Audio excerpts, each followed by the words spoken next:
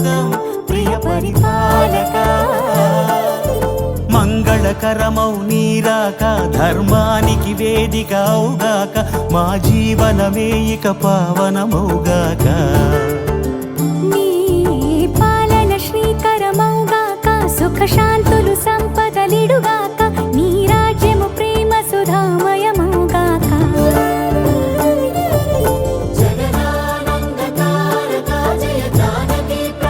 సత్ప్రదాయాస్తు మంగళం గోవింద ఓం ధనార్దనాయ నమః ఓం ఉపేంద్రాయ నమః ఓం హరయే నమః ఓం శ్రీకృష్ణాయ నమః. మీ అందరి దగ్గరికి స్వామి వచ్చి అక్షతలు ఇస్తారు. అక్షతలు తీసుకొని అక్షతల వాసన చూసి దంపతులుగా కూర్చున్న వాళ్ళు ఆగ్నేయాన్యత్పాపం తత్ప్రతిహతమస్తు సర్వాసంపదస్తు సర్వశోభనమస్తు అథ అర్ఘ్యజలం కర్కజలేన సంయోజ్య ముహూర్తమేళం చప్పట్లో శతదారకం సహస్రదార మదర్నిదార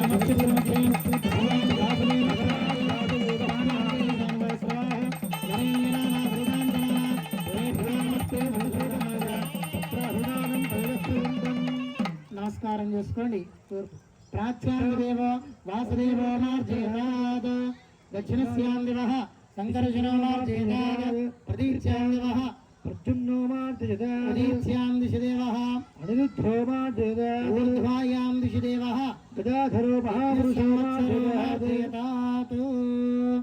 అందరూ కూడా నమస్కారం చేసుకొని చెప్పండి. ఇది ఏతేభ్యః నానాగోత్రేభ్యః నానానామభ్యః స్వస్తి పుణ్యాః వాచన మంత్రజప కర్మణి మమ మనసి ఉత్సాహః అపరిమిత హిరణ్యం తుభ్యం అహం సంప్రదతే నమః.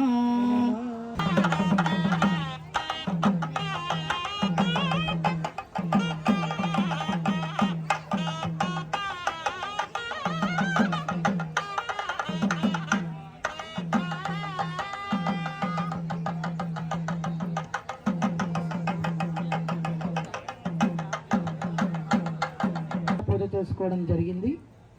ఆ యొక్క కంకణాలు ముందుగా కళ్యాణమూర్తులకి, రామచంద్రమూర్తికి, అలాగే సీతమ్మవారికి ధరింపచేసిన తర్వాత కళ్యాణంలో కూర్చుని దంపతుల దగ్గరికి కంకణాలు ఇవ్వడం జరుగుతుంది. దంపతులుగా కూర్చున్న వాళ్ళు ముందుగా ఆడవారు ముందుగా మీ యొక్క మగవారి భర్తలకి కంకణం ధరింపజేయాలి. మగవారు వారి యొక్క భార్యకి, ఆడవారికి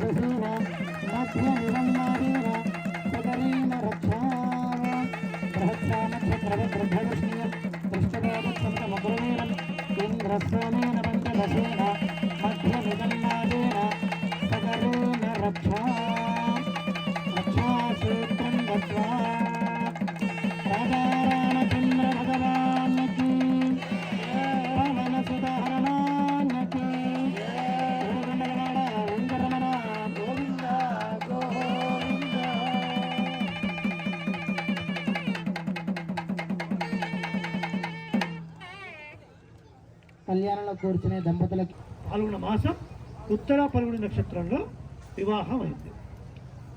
మరి మనం అప్పుడు చేసుకోకుండా శ్రీరామ నవమి రోజున కళ్యాణం చేసుకుంటాం.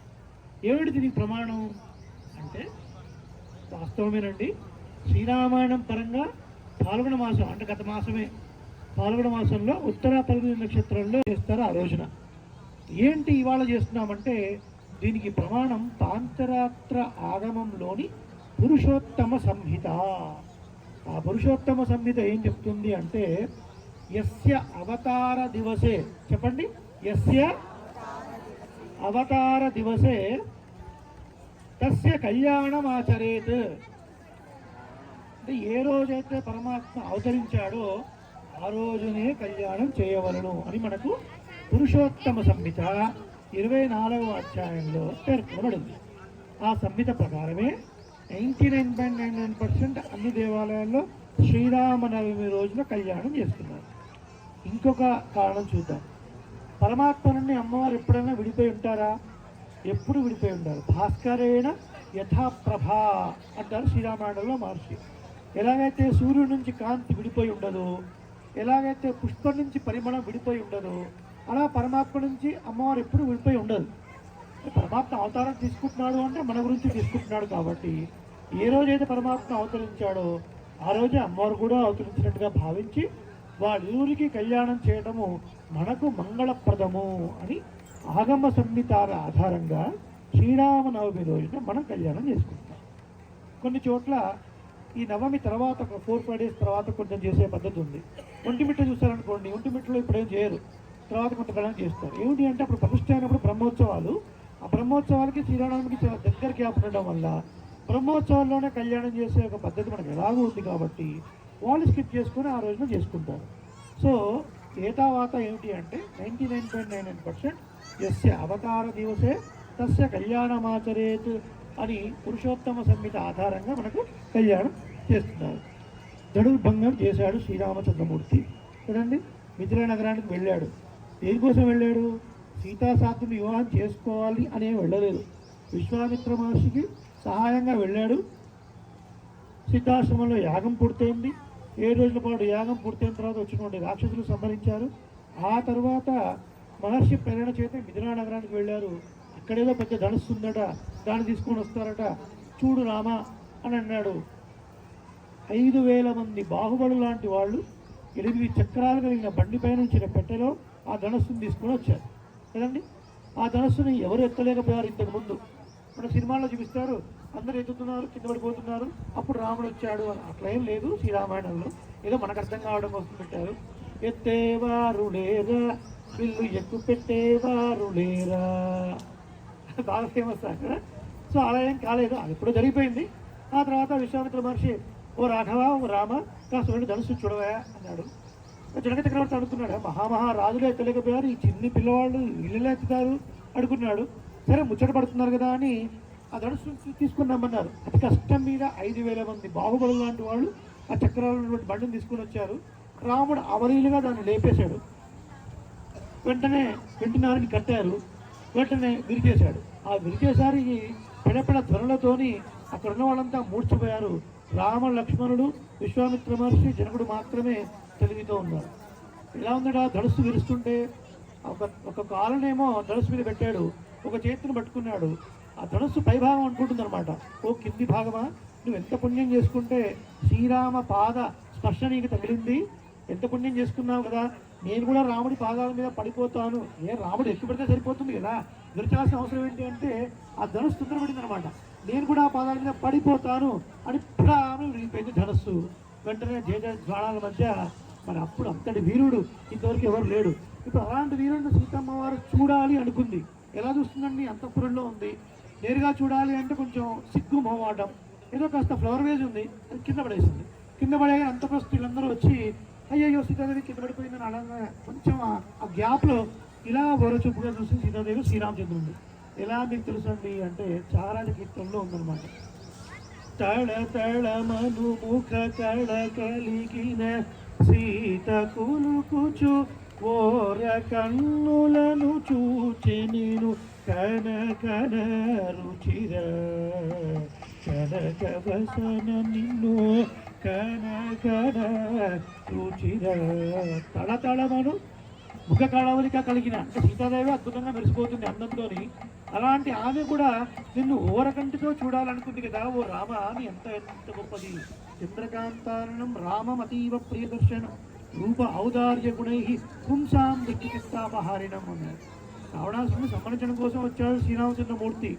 సరే వాడిని సంహరించాలంటే ఏదో రకంగా సంహరించవచ్చు, కానీ వాడికేమో చాలా వరాలు ఉన్నాయండి. మరి వాడు చతుర్ముఖ బ్రహ్మ వరాలు ఇచ్చాడు, పరమశివుడు వరాలు ఇచ్చాడు. వాళ్ళు ఇచ్చిన వరాలు కాదనకుండా వాటికి డిస్టర్బెన్స్ అవ్వకుండా ఈయన అవతారం ఎత్తాలి, వాడిని సంహరించాలి కదండి. చతుర్ముఖ బ్రహ్మను పూజించే వాళ్ళు ఎవరైనా ఉన్నారా?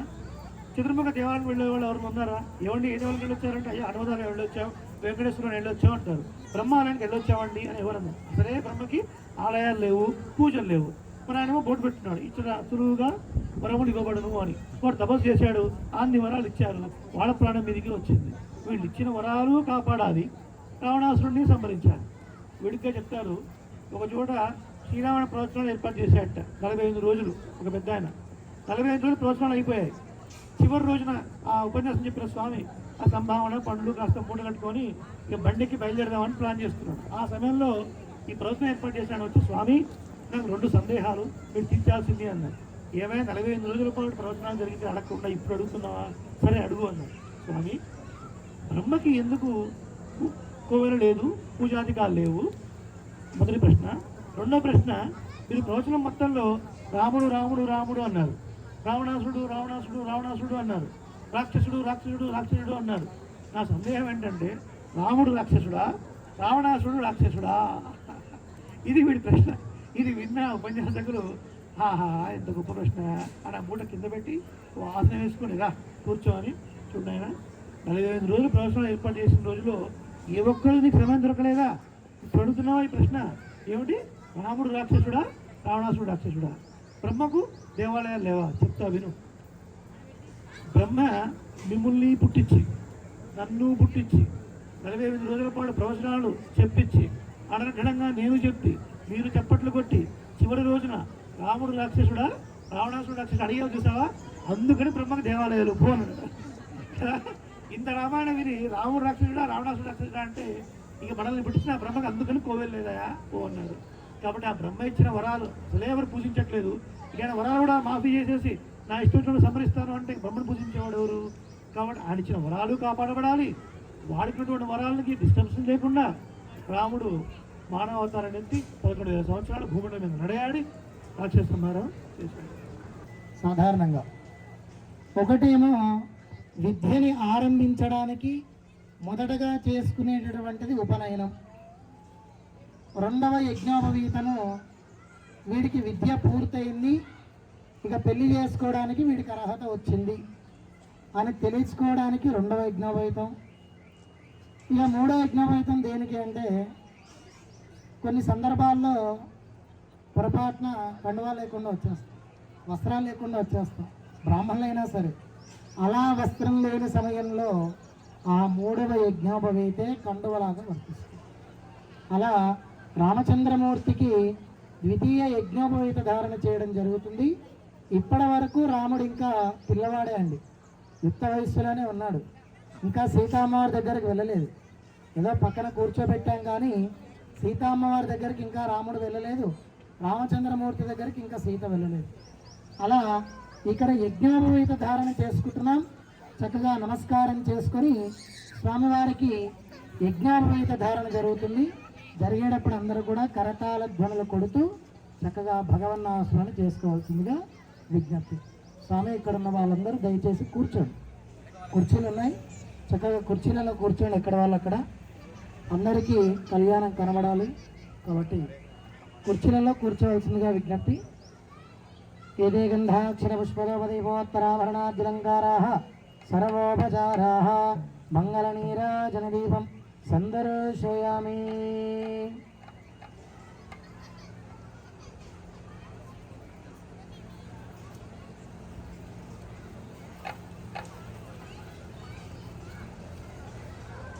గట్టి మేళం.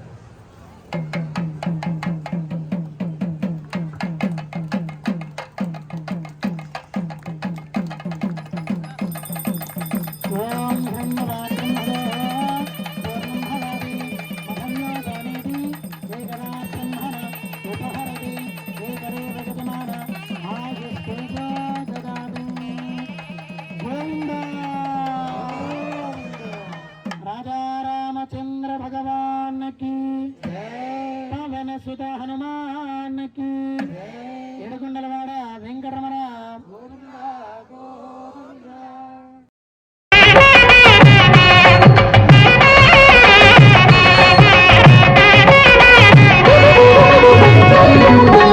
కళ్యాణం చూతమురారండి, శ్రీ సీతారాముల కళ్యాణం చూతమురారండి, శ్రీ సీతారాముల కళ్యాణం చూతమురారండి.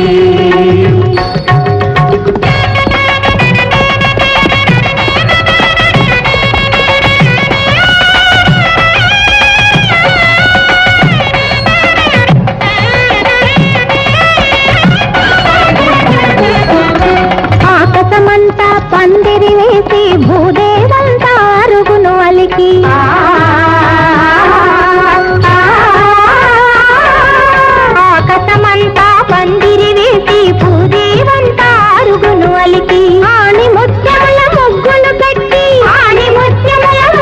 పెట్టి అంగరంగ వైభోగ భరితము కళ్యాణం చూడమురారండి శ్రీ సీతారాముల కళ్యాణం చూడమురారండి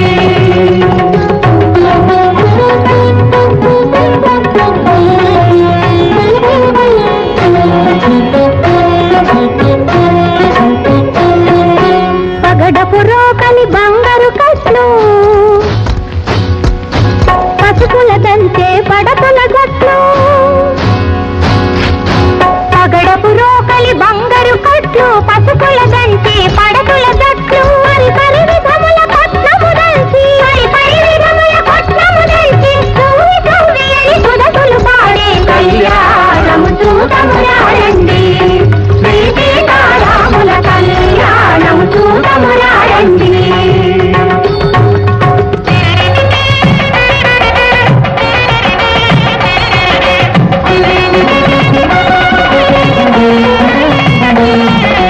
సంపగి నూనెల శిరసును వంటి హరిచందనమే మేలు నాలది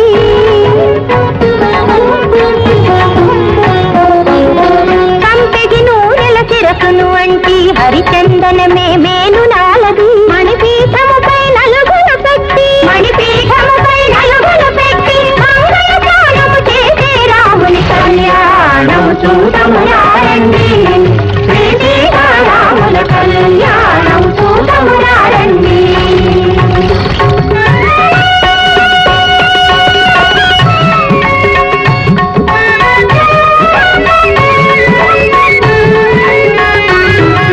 తీరుగ కస్తూరి తిలకము తీర్చి పారాణిని పాదాలకు పెట్టి ఇష్టి చుక్కలో బొక్కలు నిలిపి పెళ్లి కూతురై వెలసిన సీత కళ్యాణం చూడమురారండి శ్రీ సీతారాముల కళ్యాణం చూడమురారండి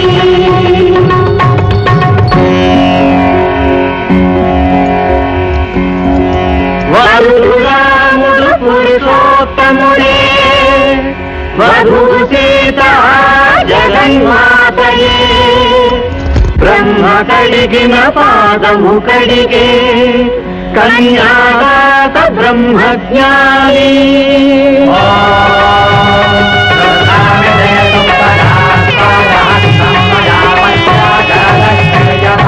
ఇది నా పుత్రిక సీత శుభాంగి ఇటు చేపట్టగా నీ అర్ధాంగి నిత్యము నీతో నీడ విధాన చరించగలదని జనకుడు పలికే కళ్యాణం చూడమురారండి శ్రీ సీతారాముల కళ్యాణం చూడమురారండి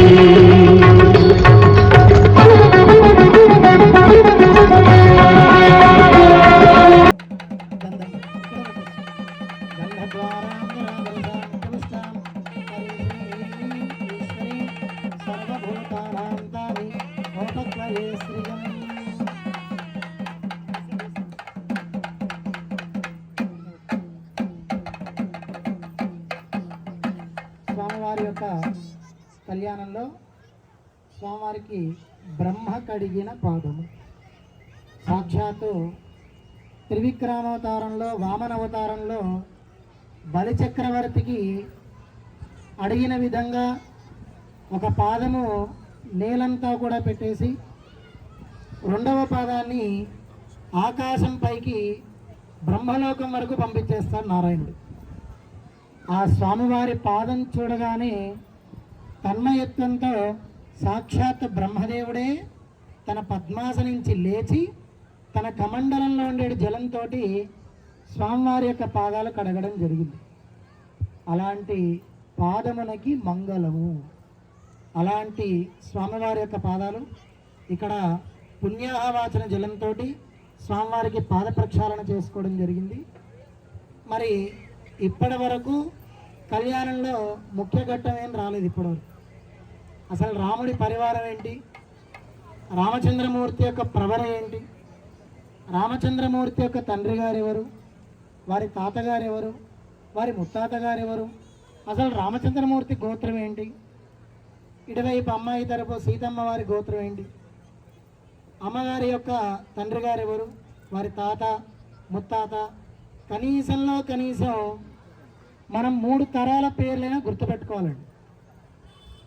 ఇప్పుడున్న పరిస్థితుల్లో తాతల పేర్లు తెలియట్లేదు. నిన్న రాత్రి ఎదుర్కోళ్ళలో సీత అమ్మగారి తరపు ఉన్న వాళ్ళందరూ అమ్మగారి తాత పేరు ఏంటో ఎవరు చెప్పలేకపోయారు. మళ్ళీ మేము అమ్మవారి వైపు అండి, మా అమ్మవారిది మంచి మనసు, మేము మా అమ్మవారి తరపే ఉంటాం, అమ్మవారి నిలువెత్తు బంగారం అని ఎన్ని చెప్పారు. అమ్మవారి తరపు ఉన్నటువంటి వారి ఫ్యామిలీ గురించే మీకు తెలియదు. అమ్మవారి యొక్క గోత్రం ఏంటిది, అమ్మవారు ఎలా ఉద్భవించడం జరిగింది, అసలు సీత అనేటువంటి పేరుకి అర్థం ఏంటి, నిన్నటి రోజున చెప్పుకున్నాం. ఏంటి అర్థం? సీత అంటే అర్థం ఏంటి? మన లోపల ఉండేటువంటి ఆత్మ, మన ఆత్మని భగవంతుడికి సమర్పించడమే. సీతారాముల కళ్యాణం అంటే మనం భగవంతుడికి అర్పింపజేసుకోవడమే, అంతే, అంతకుమించి ఏం లేదు. అలా సీతా అమ్మవారి యొక్క గోత్రము ప్రవర, అమ్మవారి యొక్క తండ్రి తాత ముత్తాత గారి ప్రవర చెప్పుకున్న తర్వాత స్వామివారి యొక్క మంగళాష్టకాలు, కన్యాదానము, మహాసంకల్పము, అలాగే జీలకర్ర బెల్లం సజీరగూడ స్థాపన, మాంగళ్యం, తలంబ్రాలు, ఇన్ని కార్యక్రమాలు ఉన్నాయి. కాబట్టి నేను అనుకున్న సమయానికి అయిపోతుంది. ఎటువంటి రాముడి తరపు అసలే ఇంట్లో కలహాలతో నానవుతున్నాం, రాముడు సీత అని విడదీసి కళ్యాణం చేసే అర్చక స్వాములు ఎప్పుడు రాము తరపే ఉంటారు, భక్తులందరూ సీతమ్మ తరపు ఉంటారు. భక్తులు అర్చకుడి దగ్గరికి వస్తేనే సీతారాములు కలిసినట్టు లెక్క. రామచంద్రమూర్తి యొక్క గోత్రము వశిష్ఠ గోత్రం. వశిష్ఠ గోత్రంలో రాముల వారి యొక్క తండ్రి గారు తాతగారు ముత్తాతగారు వారి ప్రవర ఏంటి, ఎంతమంది ఋషులు, ఎవరిని కూడా తెలుసుకుందాం. చక్కగా ప్రవర చెప్పేటప్పుడు శ్రద్ధగా చేతులు జోడించి నమస్కారం చేసుకొని స్వామివారి యొక్క ప్రవర వారి యొక్క పరివారం పేర్లు గుర్తుపెట్టుకోండి, ఎప్పటికైనా మీకు ఉపయోగపడుతుంది. చతుస్సాగరవర్యంతంగో బ్రాహ్మణే శుభం భవతు వాజిష్ఠమైత్రావరణగౌండిన్యత్రయార్షే ప్రవరాన్విత వశిష్ఠ గోత్రోద్భవాయ నాభాగ మహారాజవర్మణో నత్రేః చతుస్సాగరవర్యంతంగో బ్రాహ్మణేభ్యః శుభం భవతు వాజిష్ఠమైత్రావరణగౌండిన్యత్రయార్షే ప్రవరాన్విత వశిష్ఠ గోత్రోద్భవాయ అజ మహారాజవర్మణః పౌత్రాయ చతుస్సాగరవర్యంతం గో బ్రాహ్మణేభ్యః శుభం భవతు వాజిష్ఠమైత్రావరణగౌండిన్యత్రయార్షే వశిష్ఠ గోత్రోద్భవాయ దశరథ మహారాజవర్మణః పుత్రాయ చతుస్సాగరవర్యంతం గో బ్రాహ్మణేభ్యః శుభం భవతు వాజిష్ఠమైత్రావరణగౌండిన్యత్రయార్షే ప్రవరాన్విత వశిష్ఠ గోత్రోద్భవాయ సాక్షాత్ నారాయణ స్వరూపిణే వరాయ. రామచంద్రమూర్తి యొక్క గోత్రం వశిష్ఠ గోత్రం. వశిష్ఠ గోత్రం ఉన్న వాళ్ళందరూ అదృష్టవంతులు. అలా రామచంద్రమూర్తి యొక్క తండ్రి గారి పేరు ఏంటండి? దశరథ మహారాజు గారు. దశరథ మహారాజు గారి యొక్క తండ్రి గారు అజ మహారాజు గారు. అజ మహారాజు గారి యొక్క తండ్రి గారు నాభాగుడు, నాభాగ మహారాజు. అలా సరే, ఇప్పటి వరకు రాముల వారి యొక్క చరిత్ర గురించి తెలుసుకున్నాం. ఇప్పుడు అమ్మవారి వైపు చూస్తే అమ్మవారి యొక్క గోత్రం ఏంటి, అమ్మవారి యొక్క ముత్తాత గారు ఎవరు, తాతగారు ఎవరు, తండ్రి గారు ఎవరు, అసలు అమ్మవారు ఏ అంశతో భూలోకానికి వచ్చారు, ఇవన్నీ కూడా తెలుసుకుందాం. చక్కగా నమస్కారం చేసుకోండి. చతుస్సాగరవర్యంతం గో బ్రాహ్మణేభ్యః శుభం భవతు ఆంగీరసాయాశ్చ గౌతమ త్రయార్షే ప్రవరాన్విత గౌతమ స గోత్రోద్భవీం హరస్వరోమ మహారాజవర్మణ నప్త్రీం చతుస్సాగరవర్యంతం గో బ్రాహ్మణేభ్యః శుభం భవతు ఆంగీరసాయాశ్చ గౌతమ త్రయార్షే ప్రవరాన్విత గౌతమ స గోత్రోద్భవీం స్వర్ణరోమ మహారాజవర్మణో నప్త్రీం చతుస్సాగరవర్యంతం గో బ్రాహ్మణేభ్యః శుభం భవతు ఆంగీరసాయాశ్చ గౌతమ త్రయార్షే ప్రవరాన్విత గౌతమ స గోత్రోద్భవీం జనక మహారాజరమణ సంకల్ప పుత్రీం చతుస్సాగరవర్యంతం గో బ్రాహ్మణేభ్యః శుభం భవతు ఆంగీరసాయాశ్చ గౌతమ త్రయార్షయ ప్రవరాన్విత గౌతమ సగోత్రోద్భవీ సాక్షాత్ లక్ష్మీ స్వరూపిణి సీతాదేవి నాన్నీం కన్యా. అమ్మవారి యొక్క గోత్రము గౌతమస గోత్రము. అమ్మవారి యొక్క తాతగారి పేరేంటండి? స్వర్ణరోమ మహారాజు గారు. ముత్తాత గారు హరస్వరోమ మహారాజు గారు. తండ్రి గారి పేరు ఎలాగో అందరికీ తెలుసు. జనక మహారాజు గారి యొక్క సంకల్పంతో ఉద్భవించినటువంటి అమ్మవారు కాబట్టి జనక మహారాజు గారి యొక్క సంకల్ప పుత్రి, సాక్షాత్ లక్ష్మీ స్వరూపిణి అమ్మవారు. నారాయణుని వివాహం చేసుకోవడానికి భూలోపం నుంచి అమ్మవారు భూజాతగా ఉద్భవించారు. యోని సంబంధం లేకుండా ఉద్భవించింది కాబట్టి సీతా అమ్మవారి అసలు పేరు అయోనిజ అమ్మవారి పేరు. సాక్షాత్ లక్ష్మీ స్వరూపినటువంటి అమ్మవారిని స్వామివారికి వివాహం చేసుకోవడానికి వధూవరుల యొక్క గోత్రనామాలు తెలుసుకున్నాం. చక్కగా మనందరికీ సమ్మతమే కాబట్టి ఇద్దరు వధూవరులను కూడా వేదమంత్రంతో ఆశీర్వచనం చేసుకొని కళ్యాణంలో ఉండేటువంటి ప్రధానమైనటువంటి ఘట్టం మంగళ అష్టకం. మంగళాష్టకాల దగ్గరికి వెళ్ళిపోదాం. ఒకసారి సన్నాయి వాళ్ళు ఈ సామాన్లు తీసి పెట్టుకొని చక్కగా ముహూర్తం వేళం కొడితే భక్తులందరూ కూడా కరతాళ ధ్వనులతో రామచంద్రమూర్తికి సీతా అమ్మవారికి ఆశీర్వచనం చేసేటటువంటి స్థానంలో మనం ఉన్నాం. మహామహిమాన్వితమైనటువంటి స్థానం అది. అలాంటి గొప్ప స్థానంలో భగవంతుడు మనకి ఆ యొక్క పాత్రను కల్పించినందుకు మన యొక్క జన్మ ధన్యం చేసుకునేటటువంటి అవకాశం. అక్షతలు వేస్తారు. ఇక్కడ ఉన్నటువంటి అర్చక స్వాములు చక్కగా నమస్కారం చేసుకొని కరతాళ ధ్వనులు కొడుతూ ఇక్కడ జరుగుతున్నటువంటి కార్యక్రమాన్ని తిలకించారు. సామ్రాజ్యమిది ఆశీర్వాదనం కృత్వా సామ్రాజ్యం భోజ్యం స్వరాజ్యం వైరాజ్యం పారమహేశ్వరం రాజ్యం మహారాజ్యమాధిపత్యమయం శతమానం భవతి శతా యః పురుషస్యేంద్రియ ఆయుష్యేంద్రియే ప్రతిష్ఠతి. రాజా రామచంద్ర భగవానికి, సీతామాయికి, లక్ష్మణ స్వామికి, పవన సుత హనుమానికి. జై శ్రీమన్నారాయణ. గత కొన్ని రోజుల నుంచి చిన్నపిల్లలందరూ కూడా శ్రీ విష్ణు సహస్రనామ పారాయణలో ఉన్నటువంటి శ్లోకాలన్నీ కూడా అవధానం చేస్తున్నారు, నేర్చుకుంటున్నారు. శ్రీమాన్ ఓలేటి రవికుమారాచార్య గారి ఆధ్వర్యంలో పిల్లలు శ్లోకాన్ని 20 శ్లోకాల వరకు నేర్చుకున్నారు. వాటిని మీ ముందు ప్రదర్శిస్తారు వాళ్ళు ఏం నేర్చుకున్నారు అనేది. ఇక ముందు ఇంకా పూర్తిగా నేర్చుకొని జిఎస్ వాళ్ళ ముందు కూడా ఈ యొక్క అవధాన ప్రక్రియ చేయాలి అని ఒక సంకల్పం. ఇటువైపు ఉన్న వాళ్ళు ఇటువైపు ఉన్న వాళ్ళు భయపడుతున్నారు.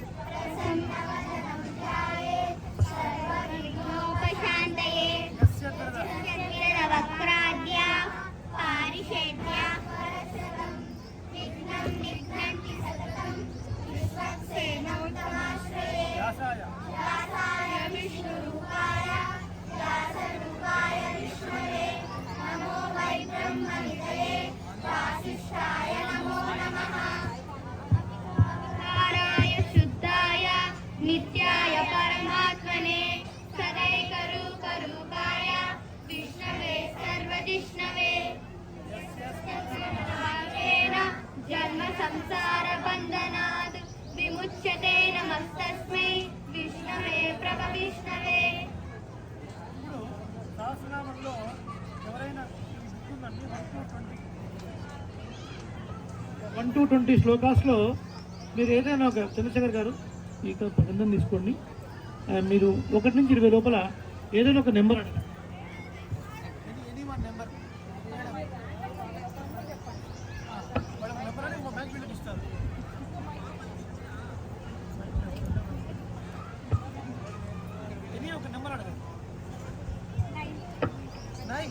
Number 9.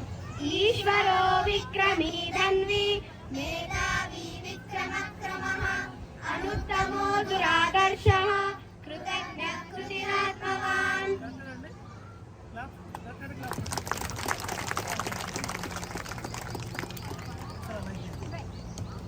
నెంబర్ 12 అడుగుతున్నారు.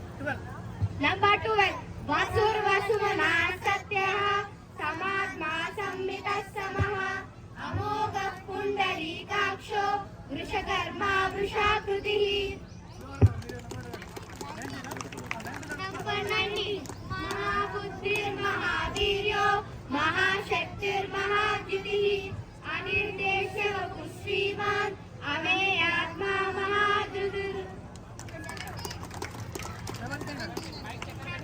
Number 17. Upendro Vamana Pransuh Amoghah Suchiruchitah Atindra Sangrah Sargo Drutatma Niyamo Yamah.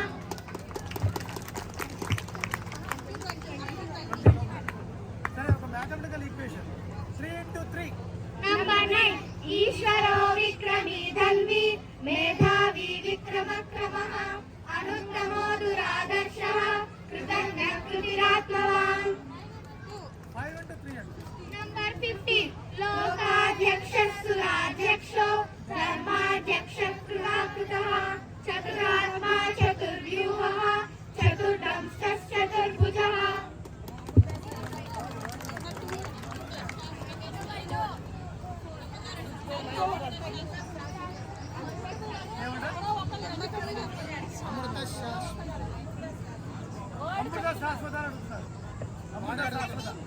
Number 13. Rudro Bahusira Babruh Vishwayo Nirsuchisravah Amrutasasrastanuh Varaloho Mahatapah. 3 into 0 అమ్మా.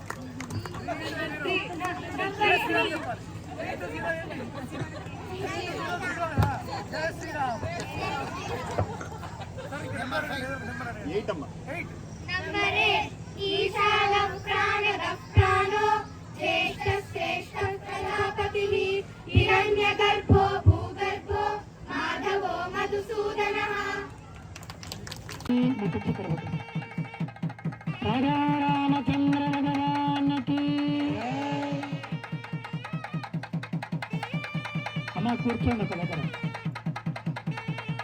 కళ్యాణంలో వేంచేసినటువంటి వధూవరులిద్దరికీ శక్తిని చేకూర్చడానికి పెరుగు తేనె కలిపినటువంటి మిశ్రమాన్ని సమర్పించడం జరుగుతుంది. ఇప్పుడున్న పెళ్ళిళ్ళలో చక్కగా కడుపు నిండా భోజనాలు చేసేసి దేనిపులు తీసుకుంటూ వచ్చి అదే కడుపుతో వచ్చేసి చక్కగా ఆరిందలేదు కానీ చక్కగా ఫుల్గా తినేసి వచ్చి పెళ్ళిలో కూర్చుంటున్నారు. వాస్తవానికి అంటే కాలం మారుతుంది కాబట్టి తప్పదు, అది మా తప్పు కాదు, మీ తప్పు కూడా కాదు. వాస్తవంగా వివాహ శాస్త్రంలో ఏంటి అంటే అగ్నిసాక్షిగా ప్రమాణం చేస్తున్నారు అంటే అర్థం ఏంటంటే ఎదురుగా పెద్ద హోమగుండం పెట్టుకొని అందులో 4 కర్రపుల్లలు వేసేసి ఆ వెలుగుతున్న జ్వాలతో సాక్షిగా కాదండి. ముందు రోజు రాత్రి నుంచి ఏం తినకుండా ఉండాలి భార్యాభర్తలు ఇద్దరు. అగ్నిసాక్షి అంటే కడుపులో జఠరాగ్ని వెలుగుతూ ఉండాలి. 1-2 రోజుల పాటు తిండి పెట్టకుండా ఉంచితే ఎవడైనా దొంగతనం చేసిన వాడు కూడా నిజం చెప్తాడండి, ఎందుకంటే వాడు కడుపు కాలుతుంటు. ఆ నిజంగా ప్రమాణం చేయించేదాన్ని అగ్నిసాక్షి అంటారు. ఇప్పుడున్న పరిస్థితుల్లో కాలమానం మారుతుంది కాబట్టి ఏమీ చేయలేం. కాబట్టి రామచంద్రమూర్తికి సీతామ్మవారికి శక్తిని చేకూర్చుకోవడానికి పెరుగు తేనె మిశ్రమాన్ని మధుపర్కము అని అంటారు. ఆ యొక్క మధుపర్కాన్ని స్వామివారికి సమర్పిస్తున్నారు. చక్కగా నమస్కారం చేసుకొని రామనామ ధ్యానాన్ని చేసుకోండి. ముహూర్తమేళం. ఓం మధుపర్కం దధ్యాద అయం దే విష్కర విష్కర విష్కర. ఓం మధువాదారణ హృదయ మధుక్షరంభు సింధవః శుద్ధోదకం దత్వా.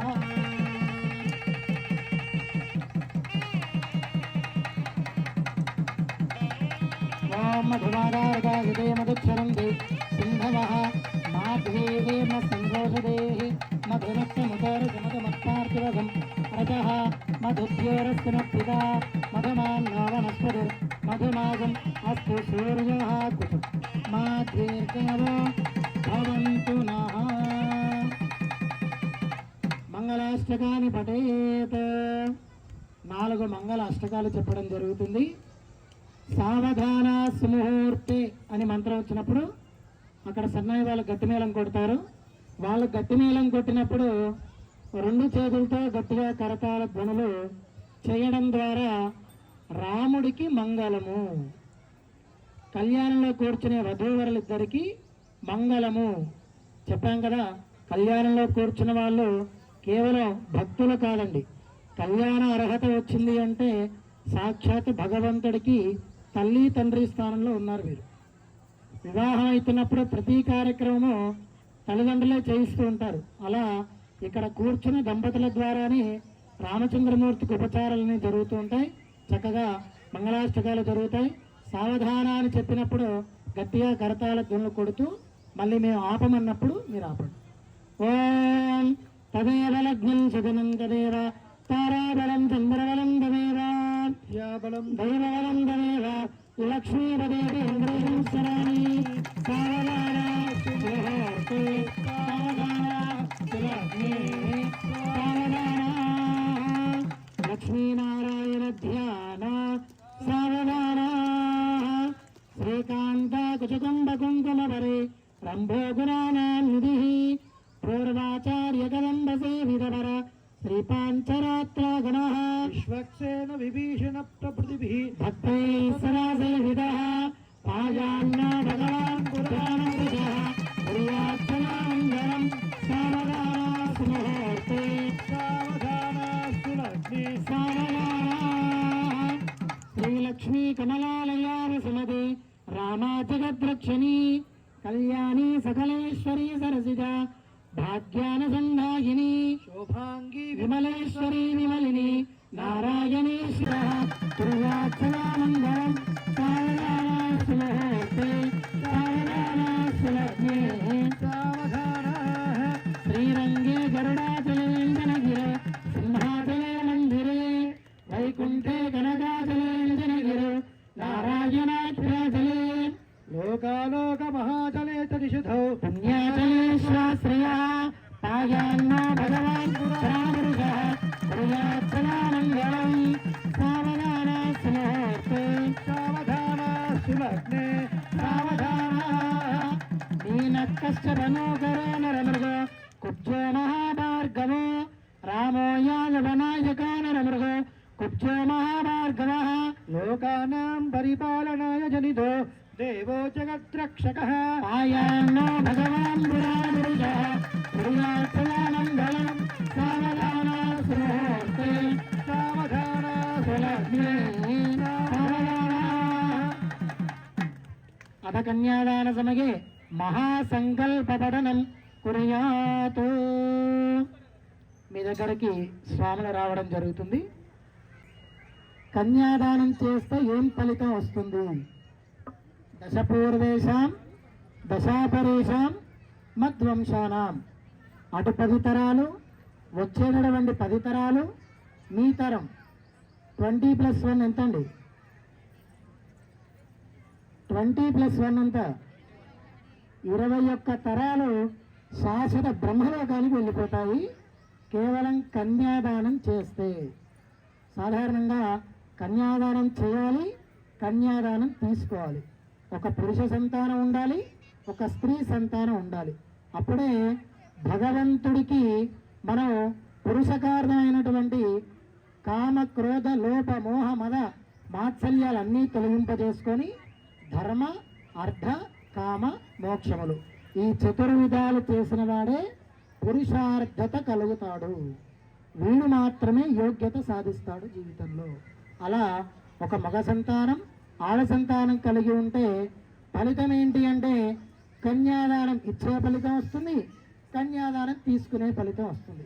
ఇచ్చుకుంటేనమ్మ వాయనం, పుచ్చుకుంటేనమ్మ వాయనం. అలా అందుకే ఎప్పుడైనా 2 సంతానాలు ధర్మానికి శ్రేష్టం అనేది వేదం చెప్తుంది. అలా మీ దగ్గరికి అర్చక స్వాములు వస్తున్నారు, మీ చేతిలో తీర్థం వేస్తారు. భార్యాభర్త అవిద్య వాసనయా ప్రవర్తమానే అస్మిన్ సంసార చక్రే మహతి నానాయోనిషో జనిత్వా కేనాపి భాగ్య విశేషేణ ఇదానీం మనుష్య జన్మ ప్రాప్తవతః ఏతత్ క్షణపర్యంతం కృతానాం నవవిధానాం మహాపాతక ఉపపాతక ఆదీనాం సద్యః అపనోదన ద్వారా శ్రీమన్నారాయణ కైంకర్య రూపం కన్యాదానం అహం కరిష్యే. ఈ సంకల్పం చెప్పుకోవడం ద్వారా మహాపాతక ఉపపాతక ఆదీనాం గత జన్మలో చేసిన పాపాలు, ఈ జన్మలో చేస్తున్న పాపాలు, వచ్చే జన్మలో తెలిసి తెలియక చేసే పాపాలు ఏవైనా ఉంటే స్వామి క్షమించి మా యొక్క కన్యాదాన ఫలితం ద్వారా మమ్మల్ని అందరినీ కూడా ప్రయోజకులను చేయండి అనేది అర్థం. మరి స్వామివారికి ఒక కన్యాదానం చేస్తే సరిపోతుందా? మరి ఆయన బ్రతకాలంటే మరి స్వామివారికి గోదాన, భూదాన, సువర్ణదాన, సాలగ్రామ దానాలు ఇవన్నీ కూడా చేసుకోవాలి. కాబట్టి ఆ శ్లోకాలు మేము ఇక్కడ మంత్రం చదువుతాం. అందరూ కూడా గోదానం సమర్పయామి అన్నప్పుడు స్వామివారికి గోవులు దానం చేస్తున్నట్టుగా భావన చేసుకోండి. ఎలాగో గోదానం చేయలేని పరిస్థితి కాబట్టి మనసులో నుంచైనా గోదానం సమర్పయామి అని మంత్రం చెప్పినప్పుడు రాముడికి గోవులు దానం చేస్తున్నట్టుగా నమస్కారం చేసుకోండి. ఓం గవామంగేషు తిష్టంతి భువనాని చతుర్దశాః ప్రదానేన అదశాంతిం ప్రయచ్చమే. శ్రీరామచంద్రస్వామినే నమః. గోదానం సమర్పయ యస్మాదస్య ప్రదానేన అదశాంతిం ప్రయచ్చమే. శ్రీ సీతారామచంద్రస్వామినే నమః. హిరణ్యదానం సమర్పయామి. హిరణ్యగర్భగర్భస్థం హేమబీజం విభావజో అనంతపుణ్యఫలదం అదశాంతిం ప్రయచ్చమే. శ్రీ సీతారామచంద్రస్వామినే నమః. భూదానం సమర్పయామి.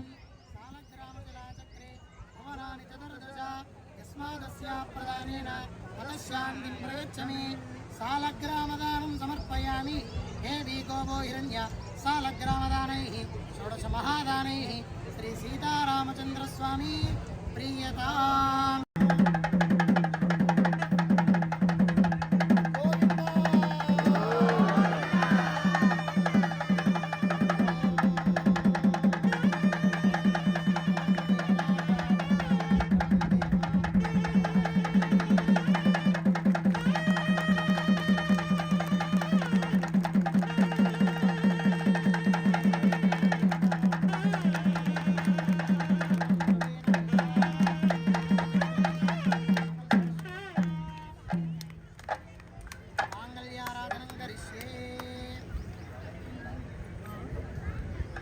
స్వామివారికి శ్రద్ధాం విభూతిం గురుభిర్నమామి. పరమాత్మికాం వాచం రత్నాలయాహం వత్వాం స్థిం స్వాహాం సదాం సదాం ధన్యాం హిరణ్మయీం లక్ష్మీం నిత్యపుష్టాం విభావరీం. జయ శ్రీమన్నారాయణ. దీప్తాం వసుధాం వసుధారిణీం. మాంగళ్య పూజ నడుస్తున్నాయండి, శ్రద్ధగా తిలకించగలరు. జీలకర్ర బెల్లం పెట్టేటప్పుడు వధువు వాళ్ళు చూసుకోవాలి అంటారు. సాధారణంగా వివాహ ముహూర్తం చేస్తున్నప్పుడు జాతకంలో కొన్ని గణాలు కలవాలి. ఆ గణాలు కలిసిన తర్వాత వివాహం చేయాలి. ఒకవేళ గణాలు కలవకపోయినా ఆ వధువులను చూసే సమయంలో వాళ్ళ చూపులు కలవాలి. ఆ చూపులు కలిసినప్పుడు ఒక స్పార్క్ లాంటిది వచ్చినప్పుడు వాళ్ళిద్దరు చక్కటి జీవితం గడుపుతారు అని అంటారు. దురదృష్టవశాత్తు ఇవాళ మరి ఫోటోగ్రాఫర్స్ ప్రాబల్యం ఎక్కువైపోయి అందరూ వాళ్ళ వైపే చూస్తున్నారు. మరి వీళ్ళు వాళ్ళకి కనెక్ట్ అవ్వాలా, వాళ్ళు వీళ్ళకి కనెక్ట్ అవ్వాలా, ఎవరు కనెక్ట్ అవ్వాలో అర్థం కాని సిచ్యువేషన్లో ఉంది. కాబట్టి కొంచెం కొంచెం వివాహ ప్రక్రియల్లో తంతు అయిన తర్వాత ఫొటోస్ తీసుకుంటే బాగుంటుంది అని ఒక సలహా. అంతే కదా.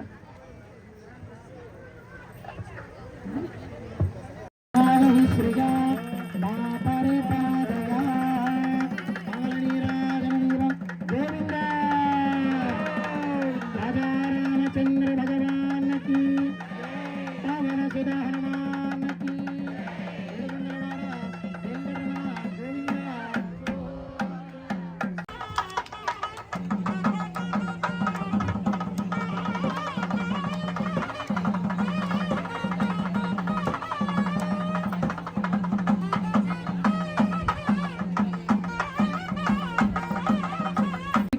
మాంగళ్య ధారణ సమర్పించేటప్పుడు మాంగళ్యం తంతునానేన లోకరక్షణ హేతున అని మంత్రం చెప్పి వేయాలి.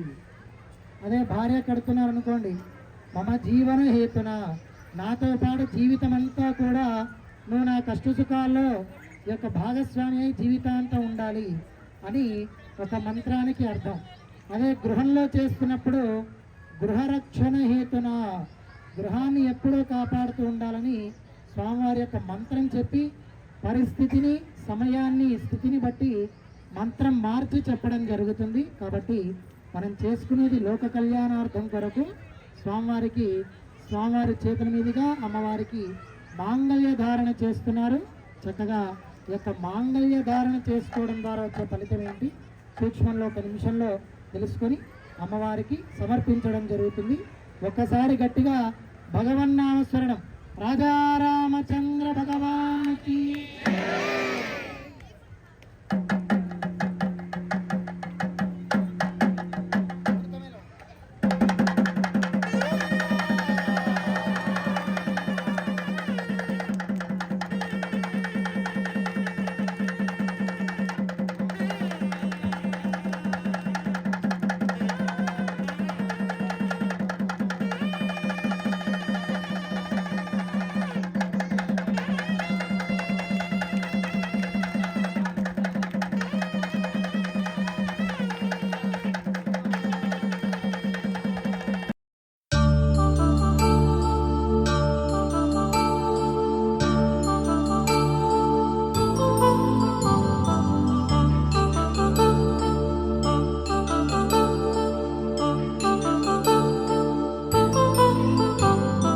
కళ్యాణం వైభోగం ఆనందరాగాల శుభయోగం.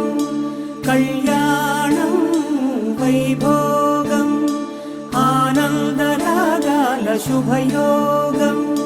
రఘువంశ రామయ్య సుగుణాల సీతమ్మ వరమాల కైవేచు సమయాన శివధనువు విరిచాకె వధువు మది గెలిచాకె మోగింది కళ్యాణ శుభవీణ.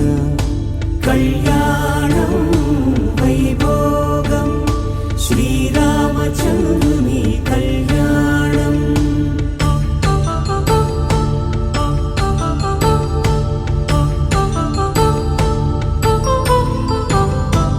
అపరంజి తరుణి అందాల రమణి వినగాని కృష్ణయ్య లీలామృతం. గుడి దాటి కదిలింది తన వెంట నడిచింది గెలిచింది రుక్మిణి ప్రేమాయణం. కళ్యాణం వైభోగం ఆనంద కృష్ణుని కళ్యాణం.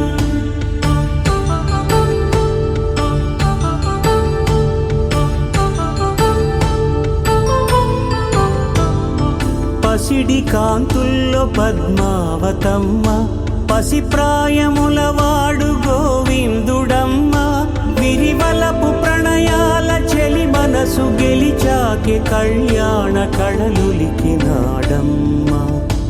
ఆకాశరాజునకు సరితూగు సిరి కొరకు రుణమైన వెనుకాడలేదమ్మ. కళ్యాణం వైభోగం శ్రీ శ్రీనివాసుని కళ్యాణం.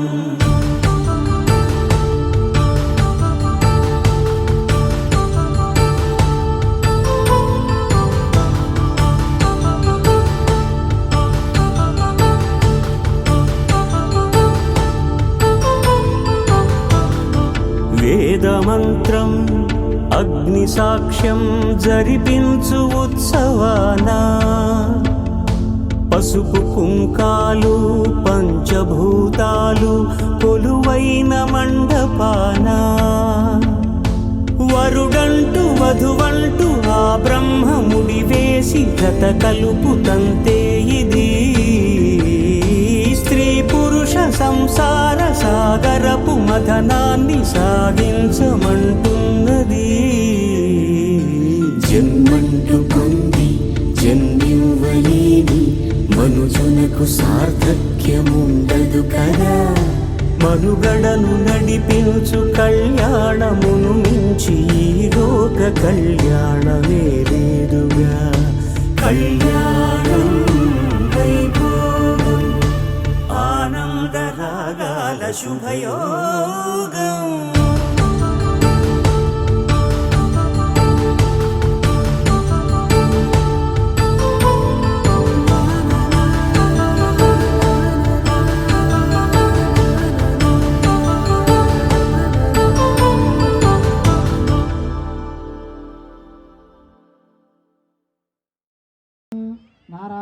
विद्महे वासुदेवाय धीमहि तन्नो विष्णु प्रचोदयात् महादेव्यै च विद्महे विष्णुपत्नी च धीमहि तन्नो लक्ष्मी प्रचोदयात् दाशरथाय विद्महे सीता वल्लभाय धीमहि तन्नो रामचन्द्र प्रचोदयात् जनकजाय च विद्महे रामपत्नी च धीमहि तन्नः सीता प्रचोदयात् आञ्जनेयाय विद्महे वायुपुत्राय धीमहि तन्नो हनुम ప్రచోదయాత్. ఎక్కడ వాళ్ళు అక్కడే మనసులో ఆత్మ ప్రదక్షిణం చేసుకున్నట్టుగా మనసులో ప్రార్థన చేసుకోండి.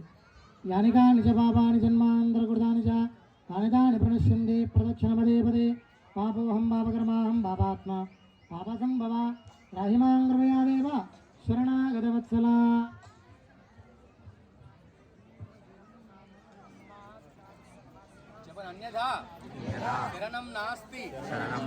త్వమేవ శరణం మమ తస్మాత్ కారుణ్య భావేన రక్ష రక్ష జనార్దన.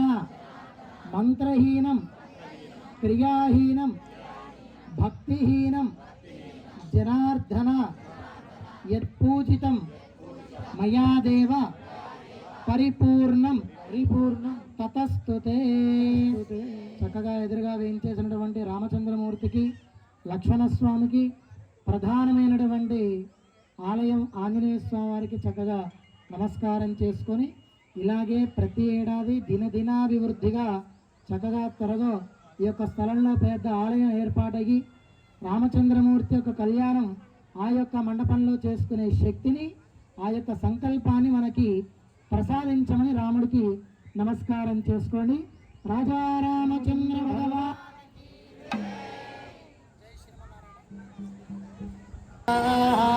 సర్వాధిజీవైనం దేవదాభిరుద్ధరదే యావదేవే